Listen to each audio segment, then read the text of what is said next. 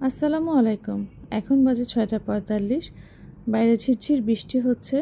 এরই মধ্যে বাচ্চাদেরকে স্কুলে পাঠাতে হলো, ওদের পরীক্ষা আছে তাই। আকাশ দেখে মনে হচ্ছে আজকে সারাদিনই বৃষ্টি হবে। একটু টেনশনই হচ্ছে বাচ্চাদের বাসায় ফেরা নিয়ে।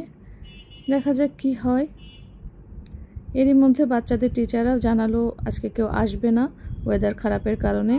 তো ভাবলাম এই সুযোগটাকে আমরা একটু কাজে লাগাই। সন্ধ্যার পর সবাই মিলে বের হয়ে গেলাম গুলশানে হারফিতে যাব বলে। হারফির খাবার দাবার আসলে আমাদের সবারই খুব পছন্দের। বিশেষ করে এই গুলশান ব্রাঞ্চটার খাবার আমাদের বেশি ভালো লাগে। অন্য ব্রাঞ্চগুলোতেও খেয়েছি, এটাই বেশি পছন্দ আমাদের।